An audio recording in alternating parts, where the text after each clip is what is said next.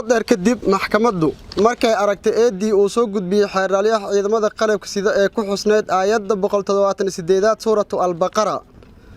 maxkamadda ciidamada qalabka sida qaybta 27 ayaa maanta waxay xukumo kala duwan ku riday 3 askari oo ka tirsan ciidamada dawladda oo lagu eedeeyay kufsi iyo dil oo ka dhacay degmada Balad Xaawe ee gobolka Gado. 3 askari ayaa waxa lagu kala magacaabaa Xidigle Xooga Nuur Aadan Rashiid,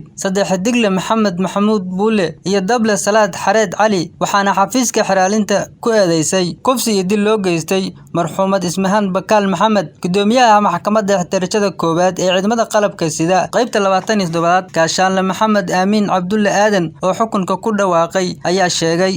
in eedeysanaha koowaad ee Xidigle Nuur Aadan Rashiid lagu helay afduub kufsi iyo dil marxuumad Ismahan Bakaal Maxamed. Xidigle Maxamed Maxamuud Buule ayaa lagu helay inuu gacan siiyay dilka Xidigle Nuur Aadan oo u dhiibay qorigiisa laguna dilay. Gudoomiyaha maxkamadda darajada koowaad ee ciidamada qalabka sida qaybta 27 Gaashaanle Maxamed Aamin Cabdulle Aadan ayaa sheegay in Xidigle Xooga Nuur Aadan Rashiid lagu xukumay dil toogasho ah halka Maxamed Maxamuud Buule lagu xukumay 5 sano oo xabsi ah, sidoo kalena uu amray in xabsiga laga sii daayo Dable Salaad Xareed Cali kadib markii wax dambi ah lagu waayay. dood dheer kadib maxkamaddu markay aragtay eedii uu soo gudbiyay xeeralyaha ciidamada qalabka sida ee ku xusneed aayadda 178 suuratu al-baqara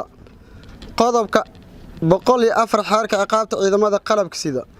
iyo qodobada 434 398 460 297 xeerka ciqaabta Soomaaliyeed.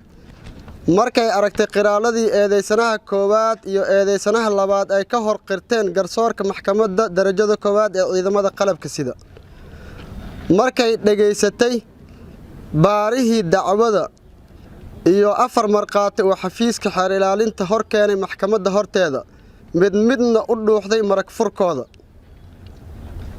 markay aragtay sawirka marxuumadda iyo xaashida dhakhtarka ee cadeynta dhimashada marxuumadda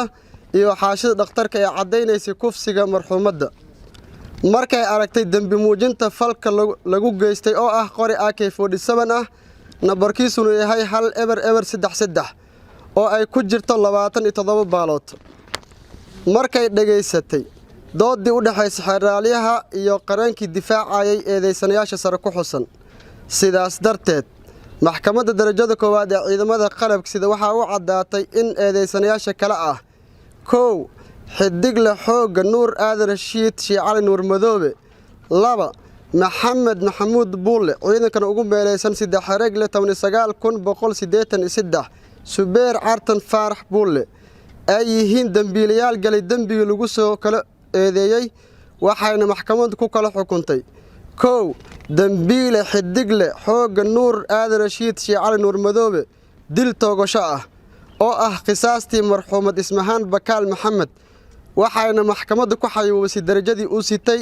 waxayna ka saartay fursadda liiska ciidanka xoogga dalka Soomaaliyeed 2 dambiile Maxamed Maxamuud Buule ciidankan ugu meeleysan 3 xeregle xooga 19183 Subeer Cartan Faarax Buule waxay maxkamaddu ku xukuntay 5 sano xabsi ciidan ah. sidoo kale maxkamaddu waxay amraysaa in